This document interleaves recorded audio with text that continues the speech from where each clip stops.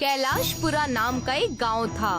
कैलाशपुरा गांव की सबसे खास बात ये थी कि गांव एकता का प्रतीक था। दूसरे गांव और कस्बों के लोग कैलाशपुरा की एकता की मिसाल दिया करते थे, लेकिन कुछ वक्त से कैलाशपुरा गांव के लोग बंजरपन और बारिश न होने की वजह से बहुत ही परेशान थे। इस नदी में एक बूंद भी पानी नहीं बचा है। कुएं सूख गए, नदी सूख गई। हैंडपंप से तो 3 घंटे चलाओ तो एक बूंद पानी आता है। इस नदी को देखकर तो मुझे प्यास लग रही है। इसीलिए मैं कह रहा हूँ कि कुछ दिनों के लिए हमें शहर जाना चाहिए। कम से कम वहाँ 2 वक्त के खाने का इंतजाम तो हो जाएगा। शहर जाएं तो जाएं कैसे? हमारे पास उतने पैसे भी तो नहीं हैं। शहर यहीं पास में थोड़ी ना है। बैलगाड़ी, ट्रेन और कई सारे गाड़ियों का किराया भी बहुत ज्यादा हो गया है। तुम भी सही कह रही हो बेगम। अब हमारा कुछ नहीं हो सकता। चलो गांव की तरफ जाकर देखते हैं। गर्मी से प्यास के मारे ऐसा लग रहा है जैसे समुद्र का पानी ही पी लूं। अरे मुरारी, ये कैसी बातें कर रहे हो? समुद्र का खारा पानी कोई कैसे पी सकता है भला?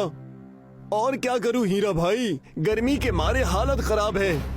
हमें इस चीज के ऊपर ना काम करना होगा, वरना हमारे गांव के बच्चे बूढ़े सबकी जान खतरे में आ जाएगी। हमें चलकर गांव के चबूतरे में बैठे पंडा बाबा को इस मसले के बारे में बताना चाहिए। वहां चलकर इसका कोई न कोई हल तो निकल ही जाएगा। तुमने ठीक कहा, हमें वहां चलना चाहिए। हीरा मणि और उसकी बीवी मुरारी के साथ मिलकर उस गांव के सबसे बूढ़े पंडा बाबा के पास जाते हैं। बाबा जी की जय हो। पंडा बाबा उनसे कहते हैं, कहो तुम सबका यहाँ किस काम से आना हुआ? वैसे तो कोई भी मेरे आसपास नजर नहीं आता। वो क्या है ना कि हम आपसे ये जानने आए हैं कि हमारे गांव की पानी की मुसीबत कब ठीक होगी। तुम अब आ रहे हो जब सब हो गया, जब बीती बीत चुकी है। हम कुछ समझे नहीं जनाब, आप क्या कहना चाहते हैं? खुलकर कहिए ना। सारे गांव वालों को इकट्ठा करो और चलो मेरे साथ। लगता है ये जनाब प्यास के चलते पगला गए हैं, बहकी बहकी बातें कर रहे हैं। पंडा बाबा सारे गांव वालों को लेकर गांव के सबसे पुराने सूर्य देव के मंदिर जाते हैं और वहां जाकर कहते हैं, ये देखो, तुम गांव वालों में से कोई भी नहीं जानता कि सूर्य देव की मूर्ति कहाँ गई। बाबा के इतना कहते ही सब मूर्ति की ओर देखते हैं और उन्हें वहाँ पर कोई भी सूर्य देव की मूर्ति नजर नहीं आती जो वहाँ पहले हुआ करती थी। ये कैसे हो सकता है? मैं तो पिछले महीने ही यहाँ पर आया था, तब तो मूर्ति यहीं पर थी। क्यों बेगम? जी आपने सही कहा, पता नहीं ये कैसे हो गया। मूर्ति मंदिर में ना होने से ऐसा क्या हो गया? बाबा आप बातों को घुमाए ना और सीधे सीधे बता दे बात क्या है। तब बाबा ने सारी बातें गांव वालों को बताई। तुम सबको याद होगा, महीने भर पहले शहर का एक इंसान यहाँ पर घूमने आया था। जी बाबा, मुझे अच्छे से याद है और वो मंदिर में ही रुका हुआ था। वाह, ये मंदिर तो बहुत पुरानी लग रही है। अगर मैं इस मंदिर की मूर्ति को बेच दूं, तो मैं रातों रात अमीर हो सकता हूँ, लेकिन इसके पीछे मुझे बहुत दिमाग लगाना होगा।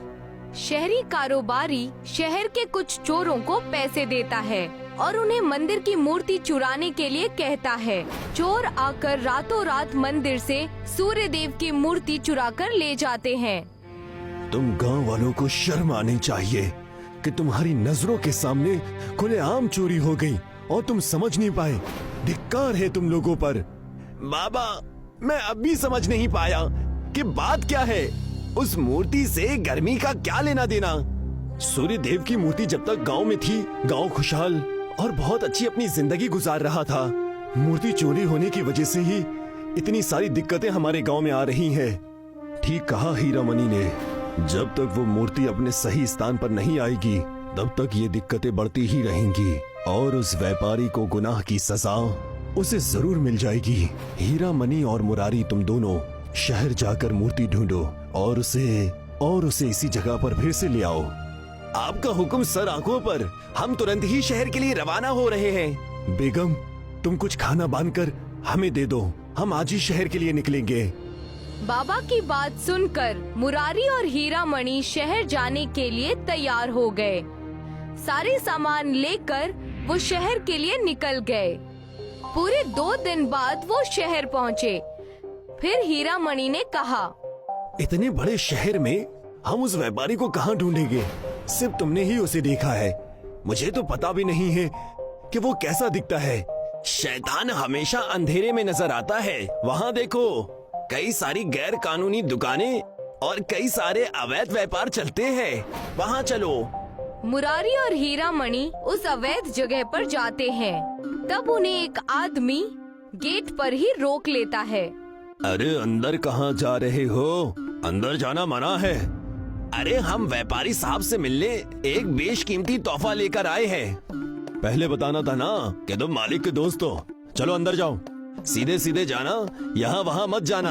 हीरा मणि और मुरारी दोनों उस घर के अंदर गए और वहाँ जाकर देखा कि घर के अंदर एक छोटा सा तालाब है, जिसके अंदर कई सारे बेशकीमती मूर्तियाँ रखी हुई हैं। और वो शहरी कारोबारी फोन पर किसी से बात कर रहा है। दोनों छुपकर उसकी बातें सुनने लगे। साहब, आज आप आ रहे हो ना? मैंने मूर्तियों को छुपा कर रख दिया है अपने ही घर में। किसी को कोई शक भी नहीं होगा। आप शाम तक आ जाइए और पैसों का बक्सा लेकर आइएगा। उस शहरी की बात सुनकर हीरा मणि और मुरारी डर गए और उस घर से बाहर चले गए। हमारे पास ज्यादा वक्त नहीं है, हमें कुछ भी करके पुलिस को बुलाना होगा। तुमने ठीक कहा, इस दरिंदे को जल्द से जल्द हमें काल कोठरी में डालना ही होगा। हीरा मणि और मुरारी दोनों ने तुरंत ही पुलिस को बुलाया और उन्हें सारी बातें बता दी। पुलिस वाले ने उस शहरी कारोबारी को गिरफ्तार कर लिया। मुझे छोड़ दो, मैंने कोई गलती नहीं की है, मुझे जाने दो। तुम दोनों ने मिलकर अच्छा काम किया है। अपनी मूर्ति लेकर चले जाओ। रही बात इसकी, तो हम इसको सही जगह पर पहुंचा देंगे। हीरा मणि और मुरारी दोनों सूर्य देव की मूर्ति लेकर वहाँ से अपने गांव आ जाते हैं। गांव वाले उन्हें देखकर खुश हो जाते हैं। तुम दोनों पर गांव को नाज है। जल्दी से इस मूर्ति को उसकी जगह पर रख दीजिए। गांव वालों ने मिलकर सूर्य देव की मूर्ति को स्थापित किया। जैसे ही वो मूर्ति अपने असली जगह पर पहुंची, सूर्य देव प्रकट हो गए और कहने लगे, मैं तुम सब की भक्ति से प्रसन्न हुआ, इसलिए मैंने तय किया है कि इस गांव में सूरज से बारिश होगी। अब से तुम सब गांव वालों को किसी भी बात की चिंता नहीं होगी। इतना कहकर सूर्य देव वहाँ से चले गए और उनके जाते ही सूरज से बारिश होने लगी और सारी तपती हुई गर्मी खत्म हो गई। बारिश इतनी जोरदार थी कि गांव वाले बेहद खुश हो गए। कमलागंज नाम का एक गांव था। वहाँ एक खूसड़ जमींदार रहता था। लोगों को परेशान करना और लोगों को शिकस्त देना उसे बहुत पसंद था। बताओ, आज क्या लाई हो खाने में?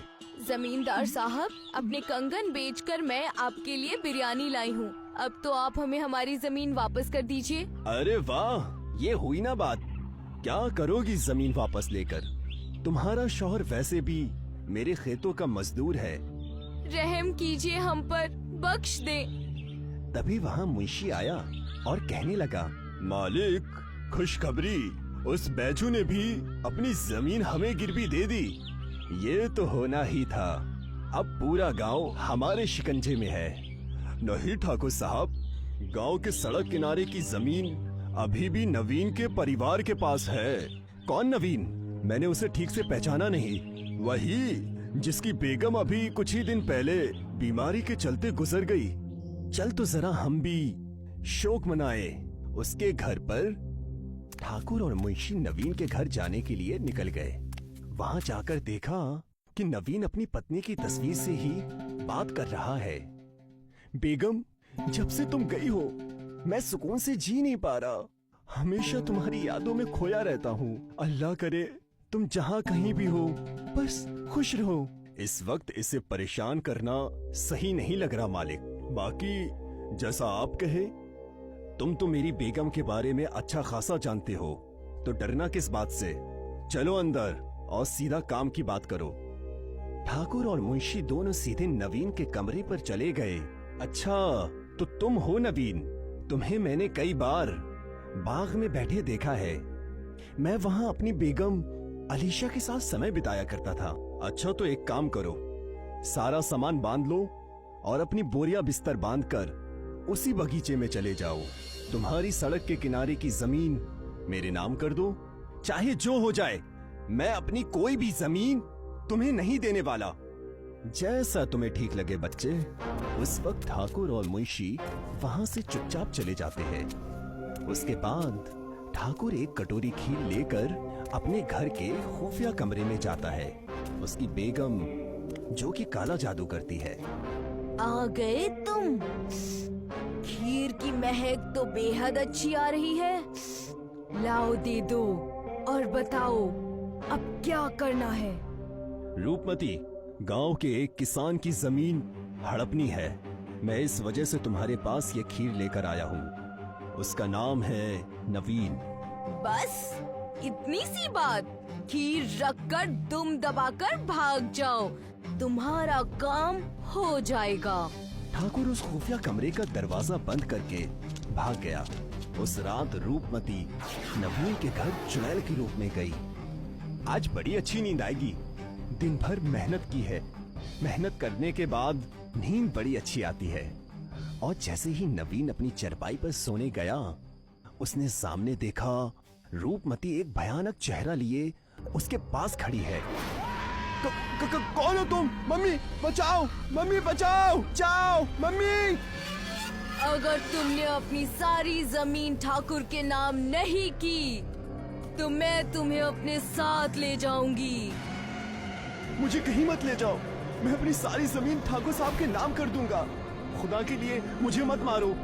नवीन भागता हुआ मुंशी के घर पहुंचा और कहने लगा, मुंशी जी, कहाँ दस्तखत करना है? बोलिए, मैं साइन करने के लिए तैयार हूँ। तुम बड़े जल्दी आ गए हो। जान बची तो लाखों पाए। बस तुम ठाकुर से कहना अब वो मेरे पास ना आए। नवीन ने अपनी सारी कीमती जमीनें उनके नाम कर दी। ये बात जानकर ठाकुर बड़ा खुश हुआ और कहने लगा, ये तो होना ही था। अब पूरा गांव हमारे कब्जे में है। जब तक मेरी बेगम नायदा मेरे साथ है, तब तक मुझे कोई शिकस्त नहीं दे सकता है। हाँ जनाब, गांव में जहाँ तक हमारी नजरें जाएंगी, वहाँ तक आपकी जमीनें हैं। एक तरफ ठाकुर और मुंशी बड़े खुश थे। गांव के लोगों ने एकजुट होकर बैठक रखी। आखिर कब तक हम ठाकुर की बेईमानी सहते रहेंगे? उसकी डरावनी बेगम बहुत खतरनाक है। कहीं अगर उसने काला जादू कर दिया तो हम कहीं के नहीं रह पाएंगे। जो कुछ भी हमारे पास है सब चला जाएगा। आखिर कब तक ऐसे दब कर रहे हम? तभी उन सब की नजर नवीन पर पड़ती है, जो अपनी बेगम की तस्वीर लेकर बाग की जानिब जा रहा होता है। नवीन, रुक जाओ। कहाँ जा रहे हो? हम में से अगर जो सबसे ज्यादा लूटा है ठाकुर से, तो वो तुम ही हो। आखिर तुम ऐसे खामोश कैसे रह सकते हो? कब खून खौलेगा तुम्हारा? उनकी बातों को अनदेखा करके नवीन बाग में अपनी बेगम की तस्वीर लेकर चला गया और वहां जाकर उस तस्वीर से बातें करने लगा। अगर तुम यहाँ पर होती बेगम, तो हम यहाँ से कोसों दूर चले जाते। नवीन तस्वीर को नीचे रखकर रोने लगा था कि उस तस्वीर से एक तेज रोशनी आई और उसकी बेगम तस्वीर से बाहर आ गई, जिसे देखकर सारे गांव वाले खौफजदा हो गए। बेगम तुम, ये सब कैसे हो गया? अल्लाह ने मेरी सुन ली। मैं यहाँ पर गांव वालों को इंसाफ और तुम्हें सुख, चैन और शांति देने आई हूँ। आखिर तुम्हें उस ठाकुर की करतूतों के बारे में पता चल ही गया। पता कैसे ना चलता? मुझे तुम अपनी हर चीज बताते जो थे। तुम्हारी और गांव वालों की सबकी जमीनें हम उस ठाकुर और उसकी चुड़ैल बीवी से वापस ले लेंगे। अलीशा के इतना कहते ही सारे मिलकर ठाकुर के घर के सामने गए। ठाकुर, तुम्हारी और तुम्हारी उस चुड़ैल बेगम की खैर नहीं, बाहर निकलो। गांव वालों के गुस्से को देख ठाकुर मुंशी से कहने लगा, अरे गांव वाले एकजुट होकर कहीं हमें मारने तो नहीं आए हैं? ये तुम कैसी बहकी बातें कर रहे हो? चलो चलकर देखे तो उन्होंने देखा कि नवीन की बेगम जो तस्वीर से निकल चुकी है उसके साथ लोगों के बीचों बीच खड़ी है। तुम आगे चलो, मैं अभी नायदा को लेकर आया। आज इस गांव में केवल हम बचेंगे। मुझे पता था ठाकुर साहब बहुत गलत कर रहे हैं। उन्हें उनके किए की सजा मिलनी ही चाहिए। मुंशी और गांव वाले बात कर ही रहे थे कि ठाकुर की चुड़ैल बेगम नायदा वहां आ गई। गांव वालों और अलीशा पर आग की बारिश करने लगी। आग की लपटें इतनी तेज थीं कि गांव वाले इधर उधर भागने लगे। रुक जाओ, सब एक जगह ठहर जाओ। किसी को कहीं भागने की कोई जरूरत नहीं। मेरी जो छोटी सी तस्वीर है उसके पास आ जाओ सबके सब। भाग्य ने ऐसा जादू किया कि उसकी छोटी सी तस्वीर बहुत बड़ी हो गई और जिसके नीचे गांव वाले आकर छुप गए और उस बहुत बड़ी तस्वीर में आसमान से बरसती आग को रोक दिया। अब मैं तुम्हें मजा चखाऊंगी। तुम अब क्या करने वाली हो? अलीशा ने अपनी जादू से खीर की बारिश कर दी, जिसे देखकर नायदा का मन ललचाया और वो नीचे आकर खीर खाने लगी। और इसी चीज का फायदा उठाकर अलीशा ने उसके बालों को काट दिया। नहीं नहीं, ये क्या कर दिया तुमने? मेरे बरसों की मेहनत और तपस्या को खत्म कर दिया। अब मैं क्या करूंगी?